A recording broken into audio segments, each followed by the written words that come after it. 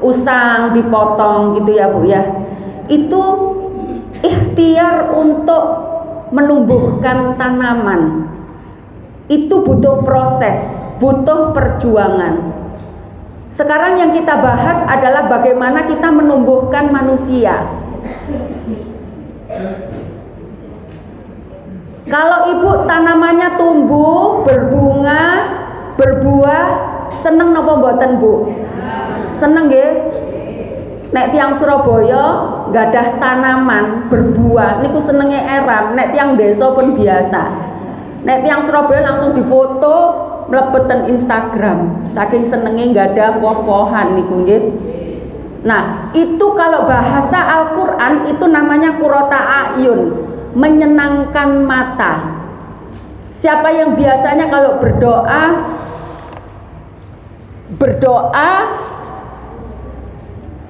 Rabbana hablana min azwajina wa dzurriyyatina qurrata a'yunin waj'alna lil muttaqina imama. Itu kira-kira itu diambil dari apa itu Bu? Ada yang tahu? Hadis atau ayat Al-Qur'an? Ayat Al-Qur'an surat apa Bu? Surat Al-Furqan ayat, iya, ada yang bilang 74 tapi ragu-ragu suaranya ya. Jadi di surat Al-Furqan ayat 74, a'udzubillahi minasyaitonirrajim, walladzina yaquluna rabbana hablana min azwajina wa dzurriyyatina qurrata a'yunin waj'alna lil muttaqina imama. Dan orang-orang yang berkata, ya Tuhan kami, anugerahkanlah kepada kami ya pasangan ya sebagai penyenang hati atau penyejuk mata atau penyenang mata atau yang indah dipandang mata, dan jadikanlah kami pemimpin bagi orang-orang yang bertakwa. Jadi bapak-bapak, ibu-ibu rahimakumullah, kita itu diperintahkan berdoa supaya pasangan kita, anak-anak kita, keluarga kita itu qurrata a'yun, menyenangkan hati, menyenangkan pandangan mata kita. Kemudian apa ikhtiarnya, usahanya supaya keluarga kita itu menyenangkan hati kita, supaya anak-anak kita qurrata a'yun. Itu apa modalnya? Apa modalnya? Kita harus hartanya berlimpah ruah sehingga anak itu harus sekolah di sekolah yang mahal misalnya, atau harus di pondok pesantren yang sangat mahal, atau harus kursus bahasa Inggris yang termahal misalnya. Apakah itu jaminan anak-anak kita bisa qurrata a'yun? Saya belum pernah menemukan satu ayat pun ketika mendidik anak itu modalnya dengan harta berlimpah ruah, itu belum saya temukan. Dan bapak-bapak, ibu-ibu silakan mencari di Al-Qur'an. Kalau ketemu ayatnya laporkan saya. Ternyata kalau kita ingin punya keluarga yang qurrata a'yun, modalnya, Ibu saya kasih rumusnya dalam Al-Qur'an, itu di surat An-Nisa ayat 9. Surat An-Nisa ayat 9. A'udzubillahi minasyaitonirrajim. Wal yakhshalladzina law taraku min khalfihim zurriyatan dhi'afan khafu alaihim falyattaqullaha wal yaqulu qaulan sadida. Wal yakhsha, dan hendaklah takut atau khawatir, alladzina, orang-orang yang lau sekiranya taroku sepeninggal mereka, min dari khalfihim belakang mereka, zuriatan, keturunan anak-anak, dhi'afan, lemah, khafu, mereka khawatir, alaihim, atas mereka, falyataqullaha, maka bertakwalah kepada Allah, wal yaqulu, dan hendaklah mereka mengatakan qaulan, perkataan sadida. Ternyata bapak-bapak, ibu-ibu rahimakumullah, ini modalnya. Kalau panjenengan kepingin punya pasangan, punya anak keturunan yang panjenengan khawatir mereka tidak sejahtera, tidak makmur, khawatir, ya Allah, kok ya apa anakku, kok ya apa bojoku, gitu ya. Ya apa keluargaku dos pundi ya Allah, anak keturunan kula niki ya Allah. Ternyata Allah kasih rumus, Bu, resepnya cuma 2. Apa tadi disebutkan? Falyataqullaha, maka bertakwalah kepada Allah, wal yaqulu qaulan sadida, dan mereka mengatakan perkataan yang benar. Rumusnya cuma 2, Bu. Bapak Ibu bertakwa. Yang kedua, kalau ngendikan niku sing bener. Modale niku non sewu, Bu, modal lisan tok ternyata. Murah napa mboten? Murah. Tapi hasilnya luar biasa. Karena apa? Karena kenyataannya kita ini sebagai manusia, Bu, kadang niku sombonge sing metu. Wes nak, awakmu kepingin sekolah iku ta? Gak apa-apa nak, mumpung ibumu sesuk nyambut gawe, mumpung bapakmu sesuk nyambut gawe. Sekolah nak, kepingin apa nak, tak turuti. Manten ngoten, bulan depan kena COVID-19. Wassalam. Bingung, Bu. Lho ya apa nak? Gak sido bapakmu dikak pondot bingung. Karena apa? Karena awalnya tadi modalnya bukan bertakwa kepada Allah, modalnya gengsi. Hati-hati ya. Saya pernah punya ustazah, Ibu, ya, waktu saya masih SMA. Beliau sekarang anaknya 10, ya. Beliau mengajar di sebuah pondok pesantren, ya. Suaminya seorang dokter, juga ustadz, mengatakan kepada saya kalau manggil saya itu Dek. Waktu itu, waktu saya masih SMA, masih saya tidak mudeng gitu loh. Beliau bilang begini, Dek, sampean eling-elingan Dek. Nopo Mbak?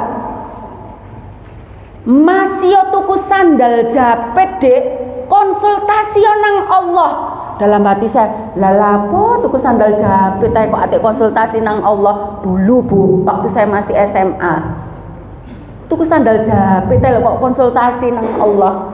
Ternyata Bu, setelah saya tambah usia, tambah ngaji, pengalamannya tambah akeh, ujiannya tambah akeh, Masya Allah, ternyata meskipun beli sandal japit, kalau kita konsultasi sama Allah, maka sandal itu menjadi berkah. Berkah itu apa? Ziyadatul khair, bertambah kebaikan. Sandalnya Bu awet, gak pedot-pedot, liane pedotan. Loh, sandalnya japit awet dhewe niku awet. Terus berangkat untuk wudu, untuk taklim, untuk nyambangi tonggoe, berkah. Ada orang beli sandalnya merek branded, tidak konsultasi sama Allah, setelah beli kecemplung tanpa ceren, kentir, hilang.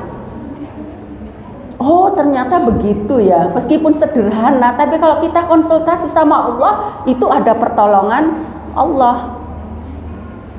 Ibu, ini masih prolog ya. Nanti bagaimana kaulan sadida, ini masih saya kasih contoh, pemanasan dulu. Betapa modal lisan, takwa dan lisan itu sangat penting sekali. Saya ambil contoh ya. Ketika tahun 2018 anak saya harus masuk sekolah, yang pertama lulus SMA harus kuliah. Yang anak kedua lulus SD harus masuk pondok pesantren. Yang ketiga tidak pakai TK, langsung masuk SD. Dan ini masuk SD Creative School yang mahal, Muhammadiyah yang mahal. Yang dua pondok pesantren nggih lumayan, dereng nek sambange niku pinten jut. Sing nomor 1 masuk kuliah, Umi saya masuk SBMPTN 2018 Umi, saya pingin pertanian yang paling dekat Surabaya, yang bagus di UTM. Keterima Umi, alhamdulillah. Saya mikir Bu, biasanya kalau kuliah pikirannya panjenengan anak kalau di luar kota tinggalnya di mana Bu? Kos nggih. Sepakat kos? Sepakat? Sepakat nggih, kok ragu-ragu Bu? Sepakat nggih kos nggih? Mayoritas berpikir seperti itu. Nikula pikirannya panjenengan. Saya berbeda. Saya tahu rumusnya itu bertakwa dan kaulan sadidah. Saya konsultasi sama Allah. Saya diam, tafakur. Saya konsultasi sama Allah. Konsultasi saya begini, ya Allah, anak saya 3 masuk sekolah semua, butuh biaya semua. Yang pertama, ya Allah, saya konsultasikan rumiyin anak kula ingkang pertama. Kalau anak saya kos, saya tidak rela ya Allah. Karena apa? Saya khawatir anak saya egois. Ngapunten nggih Bu, ini persepsi saya, hasil konsultasi saya kepada Allah. Setiap orang berbeda konsultasinya. Bayangan saya ya Allah, kalau anak saya itu kos, pulang kuliah, masuk kos, tidur di kamar sendirian, tidak ada controlling sama sekali, saya tidak ridho ya Allah. Anak saya selalu bersama saya, bersama kami sekeluarga, kami pantau sholat 5 waktunya, aktivitasnya sehari-hari, dan anak saya biasa sobo masjid ya Allah. Saya tidak mau ketika anak saya kuliah ya Allah, anak saya tidak sobo masjid, tidak kumpul bapak-bapak Muhammadiyah, saya tidak mau. Nah, saya sebelumnya ketua IPM Sawahan. Akhirnya ya Allah, saya minta petunjuk sama Allah Bu. Akhirnya saya dapat petunjuk. Petunjuknya apa? Etisu nanti moro nang PDM Bangkalan gitu ya Bu ya. UTM itu Trunojoyo Madura. Moro silaturahimo nang Bangkalan, pimpinan daerah Muhammadiyah Bangkalan, titipno anakmu iku, cekno diawasi bapak-bapak Muhammadiyah. Itu Bu hasil istikharahnya. Kemudian saya konsultasi, saya sowan ke PDM Bangkalan. Kebetulan ketemu ada guru, itu kakak kelas saya kuliah gitu ya. Kami sowan dan kami konsultasikan, bapak-bapak, ibu-ibu, nun sewu, saya titip anak saya tidak mau Pak, Ibu, anak saya lulus SMA, kos, di samping kos juga mahal. Kami harus menyekolahkan 3 anak. Bagaimana kalau anak saya ini saya titipkan di amal usaha Muhammadiyah, tidak usah dibayar Pak. Jadi marbot masjid, cleaning service, jadi pesuruh kurir tidak masalah. Yang penting anak saya terjaga, sholat 5 waktunya berjamaah. Kemudian anak saya didampingi bapak-bapak Muhammadiyah. Jawabannya nopo? Wala Bu, saaken Bu, kasihan anaknya lulus SMA kok dikumpulkan bapak-bapak. Di sana Bu, di UTM ada mesnya IMM, Ikatan Mahasiswa Muhammadiyah, ada mesnya, itu punyanya pimpinan daerah Muhammadiyah, dihibahkan IMM. Nah, rumah itu Bu gratis, tidak bayar. Yang menghuni pengurus IMM mulai semester awal sampai semester akhir, jadi berbagai macam fakultas, anak laki-laki semua, sekitar 13. Oh nggih Pak, matur nuwun, cuma bayar iuran 50.000 setiap bulannya. Murah kan Bu?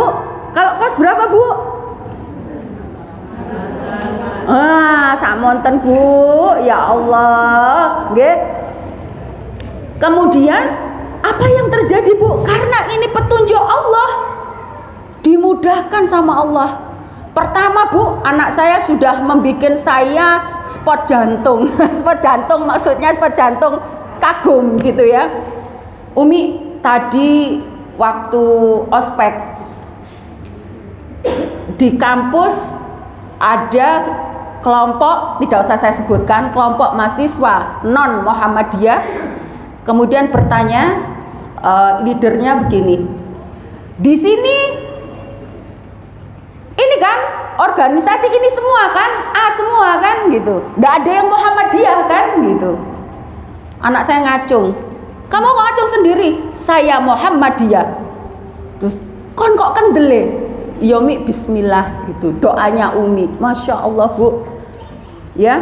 Jadi kalau kemarin Profesor Muhajir waktu di pengukuhan PCM-PCA, kalau jadi orang Muhammadiyah itu tidak melulu membangun amal usaha, tapi percaya diri, jangan insecure menyembunyikan Muhammadiyahnya.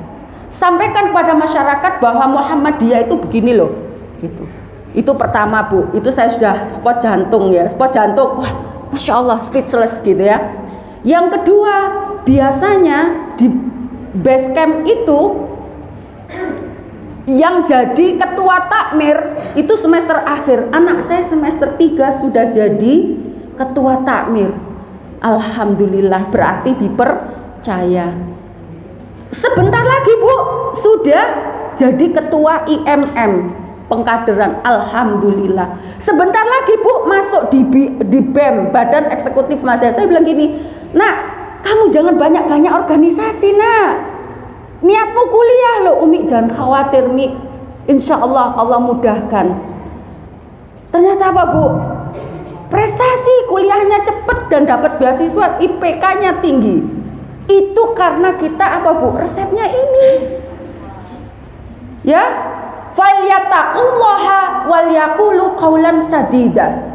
Satu modalnya takwa, yang kedua lisan Bu, lisan kita yang benar. Jadi output dari ketakwaan kita insya Allah itu ditolong Allah Subhanahu wa ta'ala ya. Baik, sekarang kunci qaulan sadida, berkata yang benar itu bagaimana Ustazah gitu ya. Nah ternyata Bu, itu dijelaskan di surat Al-Humazah ayat 1. Pasti Ibu sudah hafal semua surat Al-Humazah. Bagaimana Bu bunyinya surat Al-Humazah? Wailul likulli humazatil lumazah. Celakalah bagi humazah pengumpat dan lumazah itu pencela.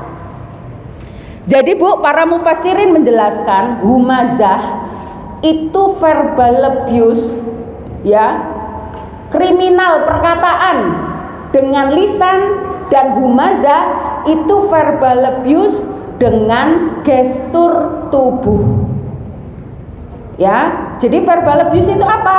Verbal abuse itu tulisannya kalau spelling English V I R B A L, abuse-nya A B U S I, verbal abuse gitu nggih Bu nggih. Nek tulisan Indonesianya verbal abuse gitu nggih. Kejahatan kata-kata Bu itu dilaknat sama Allah. Nah persoalannya ini itu yang sering dilakukan bapak-bapak, ibu-ibu. Bapak-bapak nun sewu terhadap pasangannya, terhadap ibu-ibu, tapi juga tak jarang ibu-ibu melakukan verbal abuse terhadap suami. Seorang ibu atau bapak melakukan verbal abuse ya terhadap anak-anaknya. Jadi kriminal kata-kata, kejahatan kata-kata Bu. Jadi kata-kata ini maksud ibu itu baik, tapi justru mematikan anak-anak kita. Bapak maksudnya menasehati ibunya, ya menasehati istrinya, maksudnya itu baik, tapi ternyata justru mematikan. Maka bagaimana caranya kita menumbuhkan, ya menumbuhkan pasangan kita, menumbuhkan anak-anak? Itu pertama, qaulan sadida, itu yang harus dilakukan adalah ibu tidak melakukan verbal abuse, ya, kriminal kata-kata. Yang pertama, jangan lakukan humazah. Verbal abuse dengan lisan, humazah verbal abuse dengan gestur tubuh. Sekarang kita mulai yang terakhir dulu, ya, yang humazah. Humazah kejahatan lisan, ya, kejahatan gestur tubuh kita. Contoh, saya penulis, Bu, saya penulis parenting di majalah Suara Hati sudah hampir 6 tahun. Yang bulan September itu indikator anak mencintai orang tua. Jadi itu ada indikatornya, Bu. Kalau anak itu mencintai ibu atau tidak, itu ada indikatornya. Nah, sekarang kalau gestur tubuh, ya, itu sangat berpengaruh kepada anak-anak atau ibu teman organisasi misalnya, atau teman jamaah masjid misalnya. Kejahatan gestur tubuh yang kadang dilakukan tapi tidak sengaja. Nah, mulai hari ini itu kita rubah, ya, Bu, ya. 1, kalau berhadapan dengan orang lain, maksudnya kalau putri ya sama putri, ya, bukan dengan bapak-bapak non mahram, ya, maksudnya tatap mata, ya, Bu, ya. Kalau kita ngobrol, saya dengan Bu Khasyati, lihat wajahnya. Jangan ngomong dengan Bu Khasyati tapi matanya melihat Bu Sumarni. Bu Marni, ya. Saya gini, salaman sama Bu Khasyati, salamannya kayak gak teo pisan. Terus ngomong ambek Bu Marni. Lah iya, Bu. Anu, Bu. Iya, Bu. Sing jarin Bu Khasyati iki sakjane ngomong ambek aku. Tak ngomong ambek Bu Marni, saya gak jelas wong iki. Itu tidak nyaman, Bu. Orang mukmin itu tidak seperti itu. Orang mukmin itu gestur tubuhnya itu meyakinkan. Jadi ketika ngobrol dengan Bu Khasyati, bersalaman, salam dengan erat. Ya, kemarin saya ngisi pengajian di mana, ya? Itu ada salah satu ibu, Bu, salamannya mantep, Bu. Wah, itu ya. Mantep, Bu, mantap salamannya gitu. Nggih, kalau biasa mijet. Ya. Yang mantep, Bu, apalagi warga Aisyah, nggih. Kalau sama teman-teman seperjuangan, yang serius, Bu, yang menghargai. Jangan ada perasaan begini. Wong iki mana, iki mana. Wis bosen aku gitu. Jangan, Bu. Ya. Jadi gestur tubuh itu bisa menjadi kriminal loh, Bu. Ketika ibu tidak serius menatap orang yang diajak salaman, ya. Kalau seorang ibu misalnya, ya, gestur tubuhnya misalnya, ya, verbal abuse, itu misalnya gini, diajak ngomong anaknya, berdiri, ya. Ma. Hah, Ma. Hah, lah bos ya mama. Ma, ayo ta, Ma. Gak seneng aku, gak seneng ambek awakmu iku. Lah apa, Ma? Wadulan lho bapakmu, karena ojo kondo kok kondo ae gak seneng. Anak itu menangkap apa? Oh, ternyata mamaku gondoan. Oh, ternyata mamaku itu bukan ibu yang baik. Ibu yang apa, ya? Seenaknya sendiri. Ibu yang tidak menghormati bapakku gitu, ya. Itu termasuk verbal abuse. Jadi ketika ibu ngomong dengan anak, itu lihat apa, Nak? Dipanggil 1 kali, Ma. Oh ya, Nak, apa, Nak? Perhatikan. Tunjukkan rasa cinta, jangan meremehkan. Saya seringkali mendapati ibu-ibu itu baik dengan temannya, baik dengan orang luar, baik dengan tamu, dengan anaknya sendiri itu tidak hormat. Dengan keluarganya sendiri tidak hormat. Itu salah, Ibu. Ya. Ibu buka surat An-Nisa ayat 36. Bapak-bapak buka surat An-Nisa ayat 36. Monggo dibaca. Ada yang mau maju? Baca surat An-Nisa ayat 36.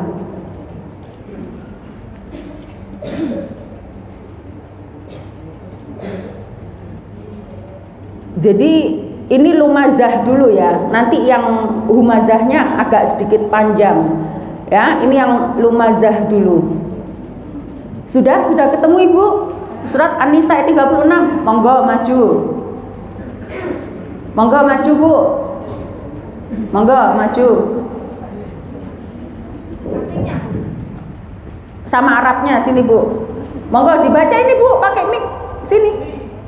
Monggo, Bu, maju. Suaranya biar terdengar semuanya.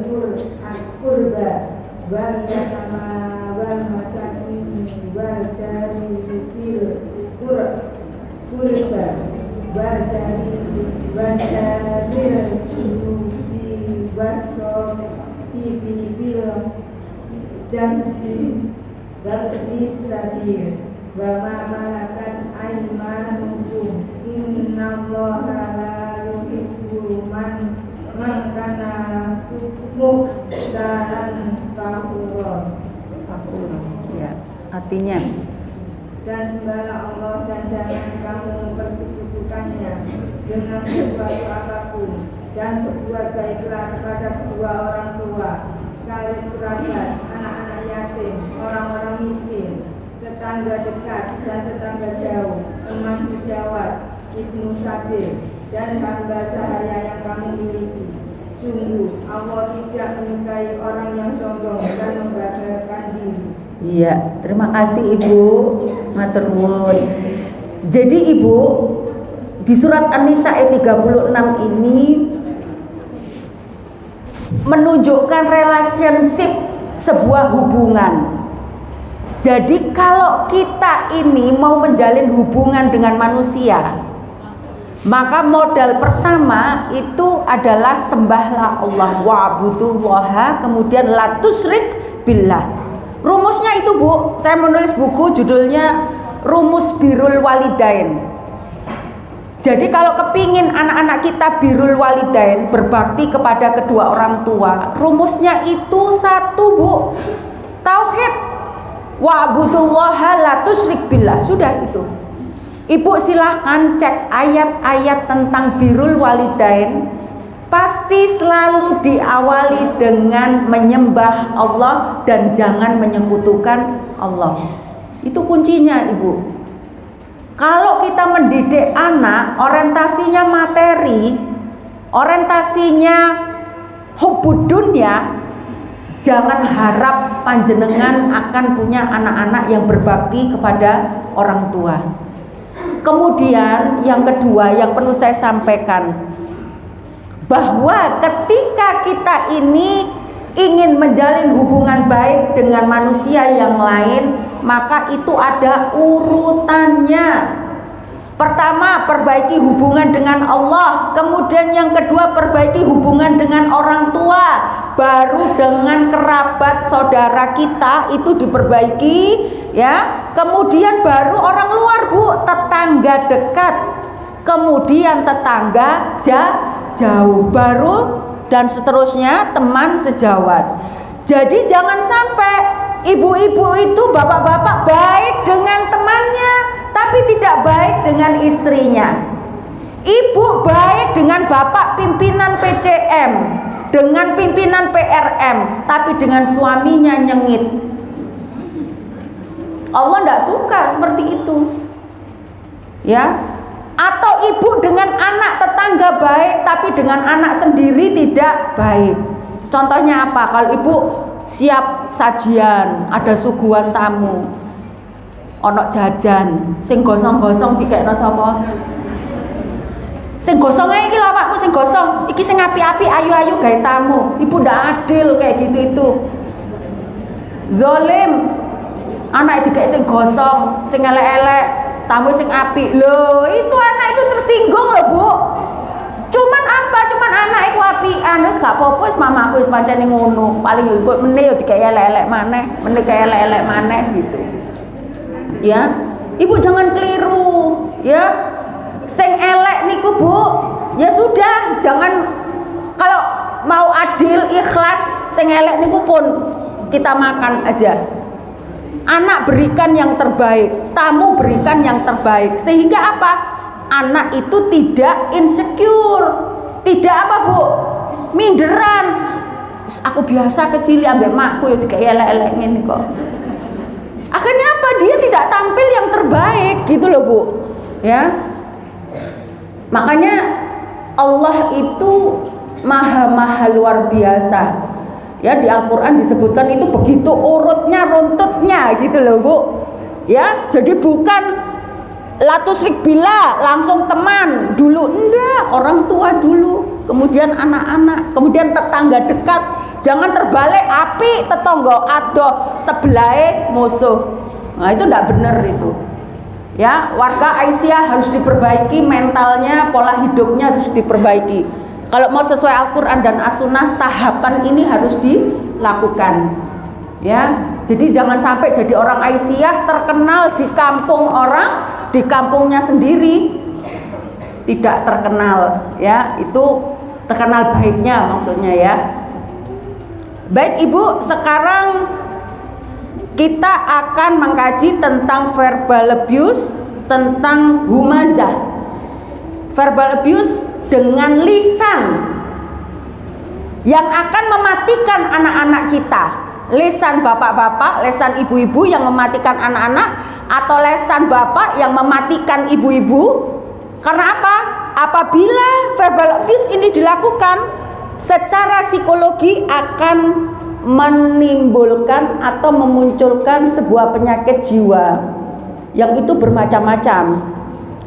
Kecemasan, stres, depresi, tidak percaya diri, putus asa, selalu merasa bersalah, antisosial, kemudian bisa menggunakan zat adiktif, minimal rokok ya, maksimalnya tentu pakai narkoba, kemudian penyimpangan perilaku dan lain-lain. Itu mayoritas anak-anak yang tumbuh di usia SMA sampai perguruan tinggi. Pasien-pasien saya, klien-klien saya itu rata-rata setelah saya konseling, saya bedah, ternyata pola asuh orang tua yang salah.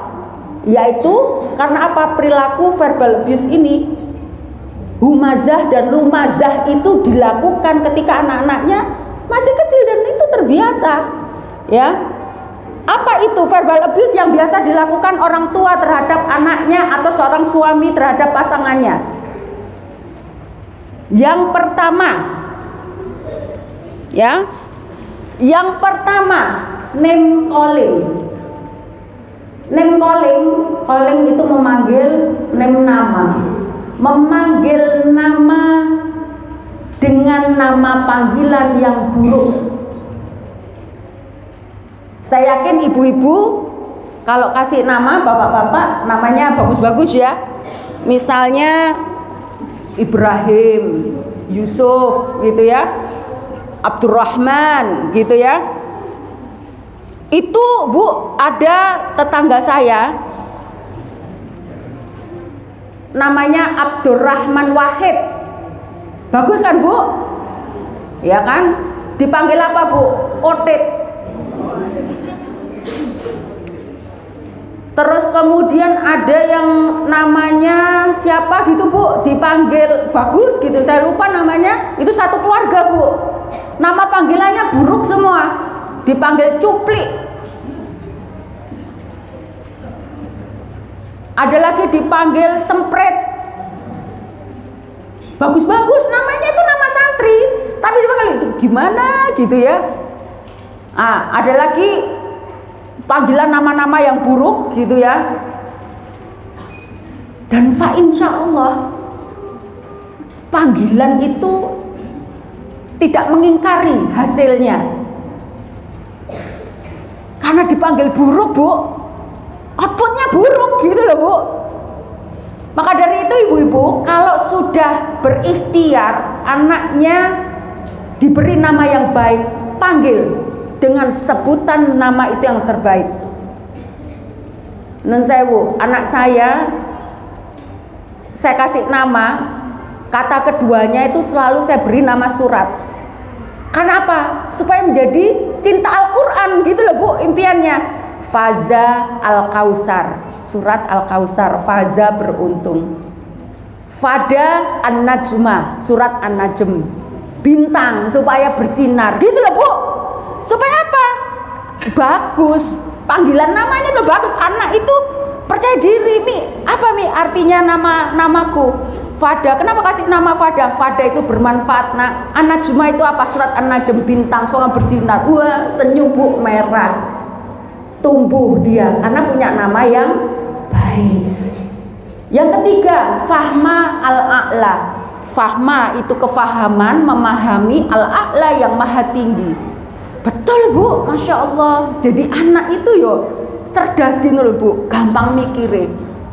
Jadi name calling. Jadi ibu-ibu jangan sekali-kali mengundang nama anak-anak panjenengan dengan panggilan misalnya karena lucu-lucuan. Gak popo, lucu soalnya, lucu ya. Misalnya namanya siapa, misalnya diceluk cedok misalnya gitu, lucu soalnya ustazah waktu kecil itu loh ketiban cedok, arek nangis lah, aku loh kok seneng deh anakku nangis, lucu jadi tak celuk cedok misalnya. Itu tidak dilarang, Bu, ya, sama Allah dan Rasulnya. Itu panggilah nama yang terindah. Karena nama adalah doa, panggilan adalah doa. Kemudian yang kedua, Bu, verbal abuse yang sering dilakukan orang tua terhadap anaknya tapi tidak sadar. Yaitu yang kedua adalah meremehkan. Meremehkan. Kalau anaknya kecil, ya ada tamu, teman Aisyah dateng, anaknya mlebu sik cilik, gale melok-melok. Urusane wong tua iki. Urusane ibu-ibu Aisyah, ayo arek cilik mlebu. Akhirnya apa, Bu? Ya ndak respon lah dengan Aisyah. Wong aku gak oleh kok ambek ibuku ngomong ambek Aisyah, aku sik cilik. Ya sampai gede pikirannya dek sik cilik, gale melok-melok Jadi ketika ada urusan yang emergensi, anak itu apa, Bu? Slow respon, bahkan ndak respect sama sekali gitu loh. Jadi, Bu, anak-anak masih kecil itu ada ibu-ibu Aisyah, bila perlu kenalkan. Nak, itu temannya Umi, nak, itu Bu Khasiati, ketua majelis kader daerah. Salim, nak. Oh, ini Bu Khasiati ya. Itu Ibu harus bangga, sejak kecil itu Ibu harus mengkader anak-anaknya. Makanya saya heran kok iso sih ibu-ibu Aisyah iki anake gak gelem muncul iku. Ibuke ket enom sampai ket tuwek ya ibuke, anake iku lho ndi padahal anake akeh gitu loh. Karena apa? Karena tidak dikenalkan, ya, selalu diremehkan, tapi Bu itu ndak terasa gitu loh, Bu. Remehno anak iku gak krasa. Wis aja melok-melok, urusane bapak iki aja melok-melok. Akhirnya apa, Bu? Nah, makanya bisa jadi anak itu jadi LGBT karena apa, Bu? Anak tidak diberi kesempatan menjadi seorang leader, ya. Mestinya sejak kecil ikut bapak, nak, bapak rapat Muhammadiyah, melok nak, melok, ya, melok. Sejak kecil ikut, Bu. Namanya apa? Kader kintilan, ya, ngintil aja, Bu. Lama-lama dia akan mencontoh karena uswahnya ayah dan ibunya. Jangan meremehkan anak-anak. Ibu tahu penelitian, ya, penelitian membuktikan bahwa manusia yang cerdas itu adalah anak-anak. Anak-anak itu manusia cerdas, Ibu. Karena apa? Dia mempunyai daya ingat yang luar biasa. Ada lagu kasidah, Ibu masih ingat kan? Belajar di waktu bagai mengukir, belajar sudah dewasa, bagai mengukir di atas air. Artinya nek pun sepuh niku Bu, nek ngapalno niku nggih lalian. Makanya anak kecil dikatakan cerdas. Karena apa? Kalau belajar itu bagai mengukir di atas batu, mboten ilang, eling terus. Nggih. Kemudian janji ya Bu ya, jangan meremehkan anak-anaknya ya. Anak-anak itu harus ditumbuhkan kepercayaan dirinya bahwa anak-anak itu insya Allah diberi pertolongan Allah, diberi kemudahan. Kemudian yang ketiga, nah niki sing nemen niki, membandingkan. Siapa yang suka membandingkan anak satu dengan anak yang lainnya? Enten?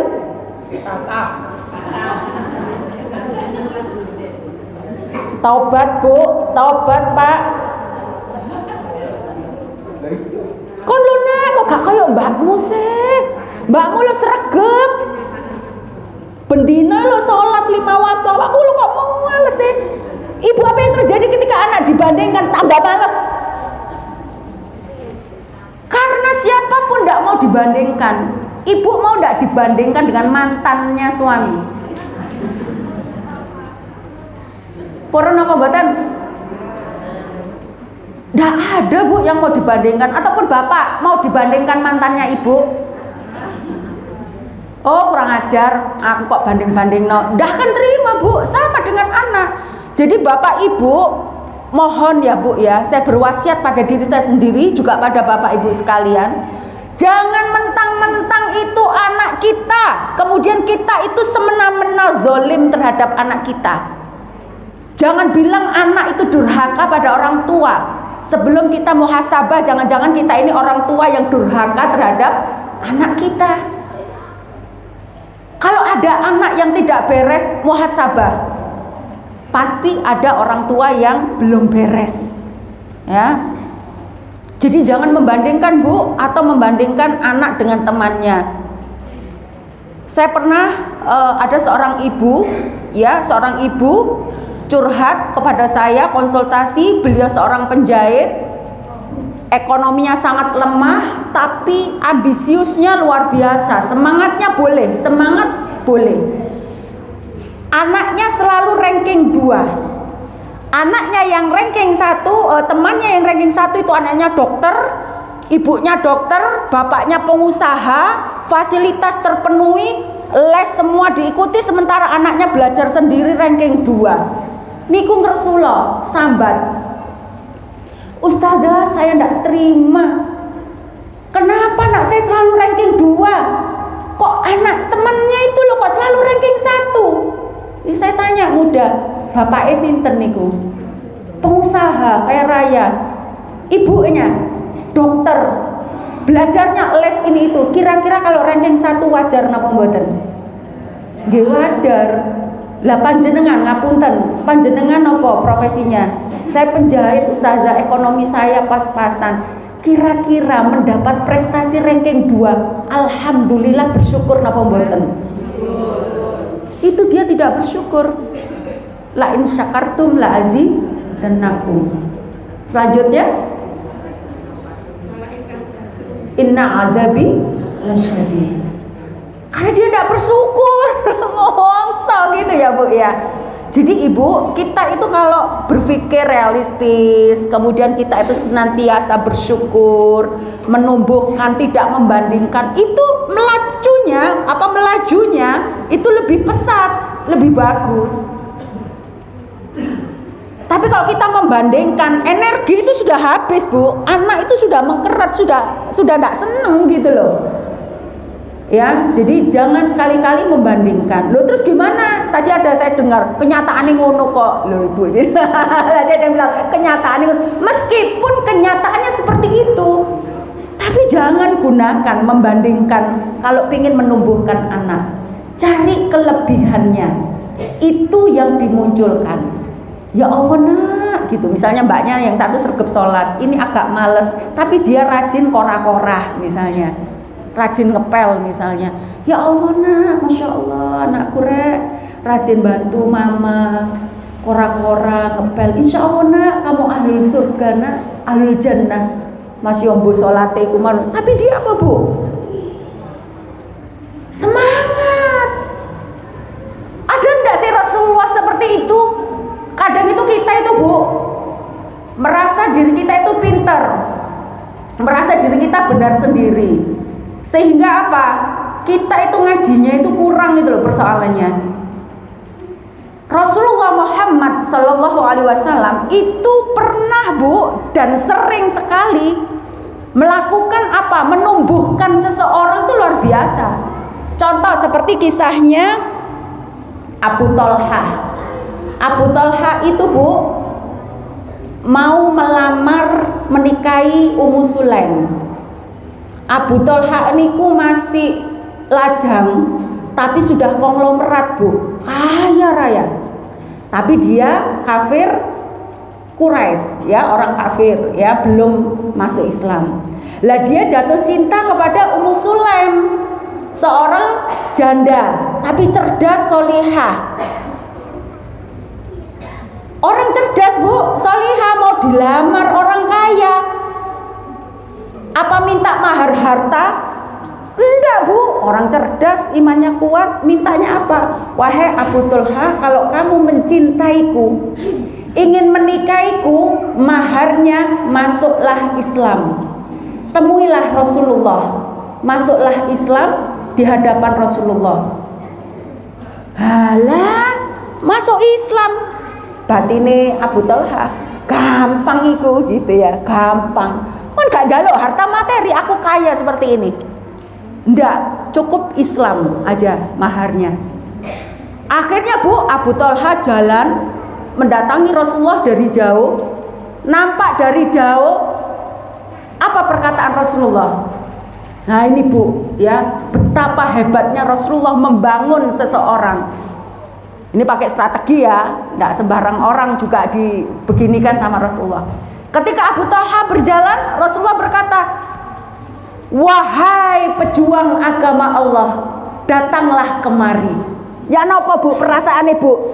Masuk Islam mawon dereng, lah kok disebut pejuang agama Allah.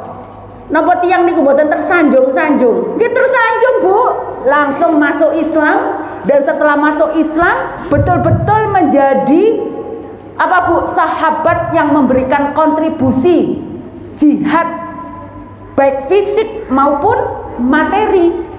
Bahkan diangkat di dalam Al-Quran, beliau mewakafkan hartanya, real estate-nya untuk perjuangan Islam fi sabilillah. Itu karena apa? Karena Rasulullah mampu membangun seseorang. Ya dengan apa? Dengan perkataan Rasulullah, qaulan sadida. Ya. Baik. Kemudian yang keempat, ada ke-8 ya Bu ya. Sampai 8. Sebetulnya banyak sekali, sekitar 15 ya. Saya ambil 8 saja. Yang keempat, memanipulasi. Memanipulasi ini kenapa? Bojoi tapi koyokane gak bujui. Ya. Misal begini.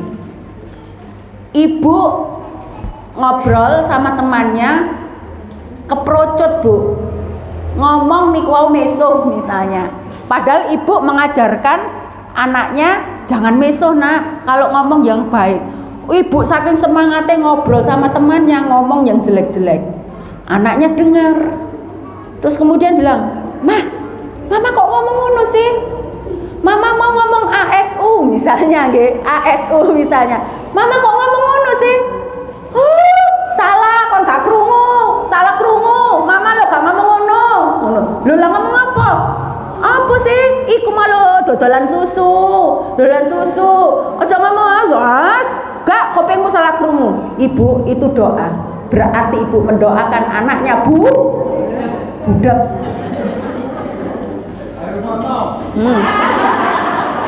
Nggih. Itu banyak bu, saya mendengar ibu-ibu itu kalau ngomong sama anaknya itu memanipulasi. Ibu gengsi, bapak gengsi bersalah di hadapan anak. Jadi ibu itu seolah-olah dewa, seolah-olah Tuhan yang tidak ada salahnya. Ketika ibu bersalah, dievaluasi anaknya, apa salahnya? Ketika ibu mengaku, yo iya nak, astagfirullahaladzim, mama keprocot nak, matur nuwun yo kok eling nak. Loh, anak itu merasa ditumbuhkan. Oh ternyata ibuku sportif, bapakku sportif, tak nasehati loh, masuk. Tapi kalau ibu merasa sombong, saya pernah bu menyampaikan materi ini, itu ada seorang ibu mengatakan, loh ustazah kan tidak bisa seperti itu, kita di hadapan anak-anak itu kan harus sempurna. Emang ibu Tuhan? Saya gitu kan bu, ini bahaya bu ya. Ibu memanipulasi, bapak memanipulasi istrinya, bapak ibu memanipulasi anak-anaknya demi gengsi supaya nampak terhormat tapi rapuh di dalam. Itu anak akan down, anak tidak akan suka dan tidak akan respect dengan orang tuanya. Jadi bapak ibu kalau misalnya salah ya salah aja, nggak usah pakai gengsi-gengsi. Iya nak, astagfirullahaladzim, ibu bertobat, ibu tidak akan mengulangi lagi. Seperti itu. Kemudian yang kelima, ya, menuduh. Cepat menuduh, kecepatan, ya. Kalau istilah anak sekarang apa, overthinking ya, suka menuduh. Jadi ibu jangan sekali-sekali menuduh tanpa ada bukti-bukti yang kuat, meskipun itu pada anak kita sendiri. Contoh misalnya, saya punya anak 3 bu, anak saya nomor 3 itu pelukis bu, sejak kecil itu menggambar, melukis, sudah punya karya ya, 45 karya, dan sudah ada beberapa lukisan yang dijual dan ada yang mahal sekali gitu ya, dan negosiasi sendiri dengan klien. SD kelas 6. Lah sejak kecil itu bu biasa exploring benda-benda cair di rumah. Jadi kalau ada odol dipelotot, terus body lotion dipelotot, waduh namanya saya ngecat tembok itu berkali-kali bu, gua baru apa gitu. Wes saya cat lagi, penuh lagi, wes kertas itu berem-rem gambar, sekarang sudah pakai kanvas gitu ya. Nah karena dia yang terbiasa menumpahkan itu bikin kotor, nah kan bertambah umur kan sudah besar, dia sudah tidak begitu lagi, sudah bisa diberi peraturan. Anak-anak mohon tidak membuat kotoran di rumah, di kamar mandi, kalau sudah dibersihkan. Ya Mi, sudah sepakat aturannya. Suatu hari tiba-tiba lantai itu bu ada cat, wah kotor banget. Kira-kira nih tersangkanya siapa?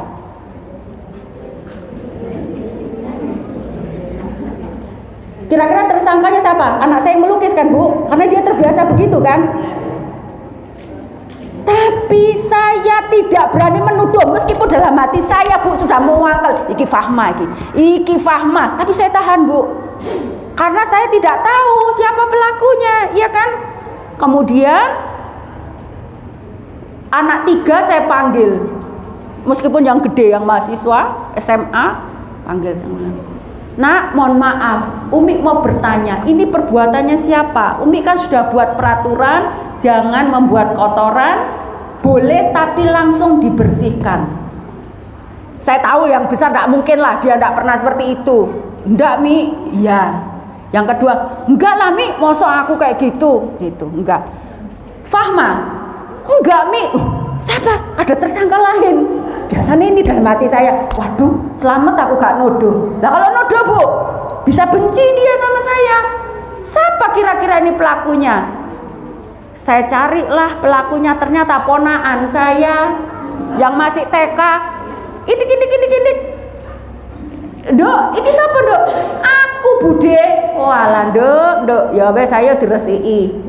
Andaikan saya langsung menuduh Fahma pelakunya, kira-kira anak itu seperti apa? Marah bu. Umi itu aku rame gitu. Kira-kira siapa yang ibu sering cepat mengambil kesimpulan menuduh anaknya? Siapa? Nah, ibu istighfar ya, istighfar ya, istighfar, mohon ampun pada Allah. Ya, jadi ibu harus benar-benar deh menegakkan keadilan itu di rumah, itu harus ditegakkan supaya anak-anak itu tumbuh dengan baik. Ya. Kemudian yang keenam, mengancam. Terus no, nek gak ngaji, terus no. Nek gak ngaji, terus no ya, gak ngaji. Gak take mangan kon kok ya. Gak usah mangan. Lho arek pinter, Bu, njaluk bae wong omah bae cidek. Terus no, gak sholat jamaah, gak take jajan. Diem-diem minta bapaknya dikei. Ya. Jadi jangan mengancam. Jangan menyuruh anak dengan ancaman. Ya. Bagaimana cara menyuruhnya? Lihat usianya. Kata Ali bin Abi Thalib, usia 0 sampai 6, usia emas, perlakukan anak seperti raja. Usia 7 sampai 13 atau 14, perlakukan anak seperti tawanan perang. Jadi kalau usia anak SD, SMP awal menyuruh sholat, suruh ya suruh saja. Tidak usah pakai diancam, sholat. Sholat tidak usah pakai ngancam, ya, sholat. Gitu. Tidak, ya tidak. Kalau anak kecil, Bu, digendong, diajak jamaah, ya, biar dia melihat tanpa disuruh. Anak-anak TK jangan disuruh, jangan diberi ancaman. Ya. Anak itu nanti sakit-sakitan kalau usia emas sudah diperlakukan seperti anak usia sekolah, sakit-sakitan. Perlakukan anak usia emas seperti raja. Kalau usianya sudah remaja, dewasa, 15 sampai 21 tahun, perlakukan seperti teman atau sahabat. Kemudian yang ketujuh, menyalahkan. Suka mengambing hitamkan. Mohon maaf, gara-gara bapakmu iki awakmu lho koyo ngono. Sepancet ae, gara-gara bapakmu aku duwe anak koyo ngene. Sik ta iku anake bapak, ya aku anak ibu, ya aku anake wong loro. Nggih, ibu yang sopan, bapak yang sopan. Jangan bapak begini, "Bu, anakmu iku lho pancet ae." Apa bapak gak melok gawe? Jadi bahasanya yang sopan, "Bu, anak kita kok begini ya, Bu ya. Gimana enaknya ini, Pak? Anaknya awake dhewe niki lho, Pak, kok ngeten sih, Pak? Dos pundi, Pak?" Jadi pakai kata ganti kita. Seperti ayat yang tadi saya buka, "Rabbana hablana min azwajina wa dzurriyyatina qurrata a'yun lil muttaqina imama." Kata gantinya apa itu zomirnya? Zomirnya apa? Nahnu, kami, bukan Robbi, habli, bukan Kak Robbi, Tuhanku habli, ya itu untuk saya, tapi Robbana hablana min azwaj, kami. Jadi jangan egois, ya. Jadi kata gantinya itu kami, kita, ya. Jangan menyalahkan atau mengambing hitamkan. Ketika ada kesalahan anak, berarti ada kesalahan ibu dan bapaknya. Kalau masih lengkap, kalau anaknya single parent, ibunya, ya. Jadi kesalahan orang tua, karena anak adalah cermin orang tuanya. Yang terakhir, menahan kasih sayang. Menahan kasih sayang. Maksudnya gimana nih, Bu? Biasanya ibu-ibu sukanya gini. Jarno, tak nengno ae. Jarno, gak tak sopo. Sehingga Pak, Bu, meneng aja. Bener rasane. Gak tak sopo gitu. Biasanya apa? Dipeluk, disayang. Jangan begitu, Bu. Ya, ibu itu menanamkan apa? Kebencian. Menanamkan permusuhan terhadap anak sendiri. Ya, jadi jangan menahan. Ibu aslinya kepingin memeluk, tapi Bu gengsi, gak mau dipeluk, gak ada yang ngalem, gak ada yang lama. Salah itu ibu. Justru anak ibu kurang kasih sayang itu, makanya ngelama. Ya, Bapak, saya mau tanya, bapak-bapak yang suka memeluk anaknya angkat tangan. Loh, apa sih Pak?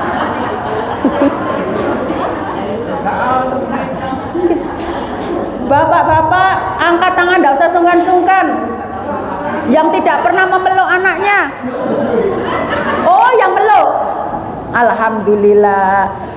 Pak, Ibu jangan gengsi memeluk anaknya meskipun anak itu sudah dewasa. Karena apa?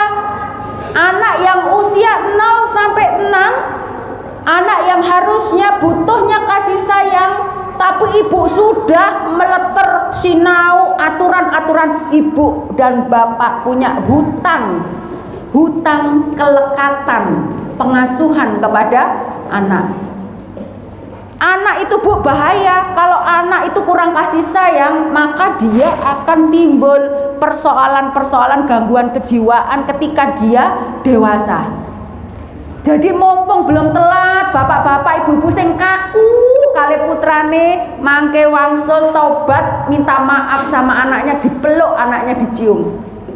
Izin ustazah, ya apa sih ambek anak dhewe kok izin? Anakku lho sing mboten purun. Iya, karena tidak terbiasa. Tapi kalau anak terbiasa dipeluk ya, disayang, kepala. Kalau anak laki gini kepala dielus, kalau anak perempuan punggungnya, ya.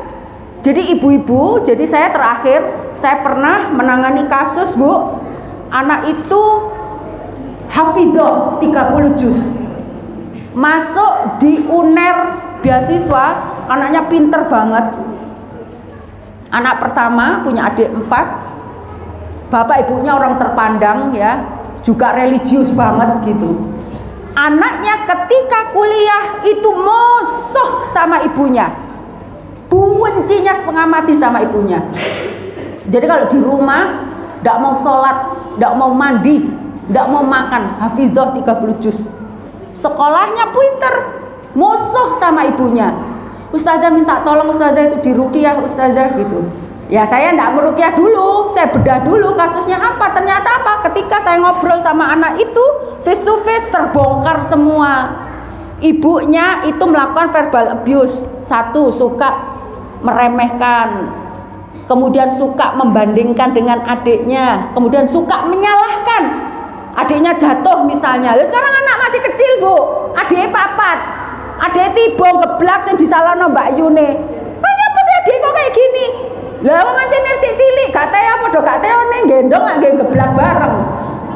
Nggih, itu disampaikan. Iya ustazah, waktu kecil saya sering disalahkan mama gitu. Mesti saya salah, mesti salah. Adik saya gini, saya disalahkan. Padahal anak ini belum settle, jiwanya belum komplit, tapi sudah disalahkan orang tuanya. Kenapa dendam? Ketika dewasa musuh, tidak pernah dekat ibunya. Akhirnya solusinya apa Bu? Bu, nanti malam tolong anake perawan ini dikeloni, minta maaf. Tidak mau ustazah. Lho wong anake dhewe kok gak gelem. Ibu usahakan dekat, keloni Bu, minta maaf kesalahan-kesalahan yang dulu. Apa yang terjadi Bu? Ketika beberapa hari ibunya mempraktekkan ngeloni anak gadisnya, anak ini ku berbesmili memaafkan semua kesalahan ibunya. Ya, jadi ibu-ibu rahimakumullah, betapa Allah itu sudah sangat-sangat hebat, ya, membuat pelajaran-pelajaran semua aspek kehidupan itu sudah ada di Al-Quran, ya, yaitu wailul likulli humazatil lumazah, celakalah, ya, binasalah orang-orang yang suka melakukan verbal abuse, baik lisan ataupun gestur tubuhnya. Mudah-mudahan bapak-bapak, ibu-ibu yang hadir di sini menjadi bapak ibu yang solih solihah, menjadi ahlul jannah, yang qurrata a'yun keluarganya, dan menjadi keluarga yang sakinah, mawaddah, warahmah. Monggo ada waktu sekitar 10 menit, mungkin ada pertanyaan, silahkan.